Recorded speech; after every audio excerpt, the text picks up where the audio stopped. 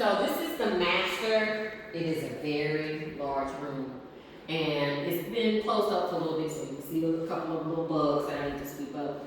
But it's a very large room. I mean, you can put a bed here, have a desk. You can have a whole host of things. A desk, aquarium even if you want over here. Then in here we have our master bathroom. And with the master bathroom, we went with the granite countertops again.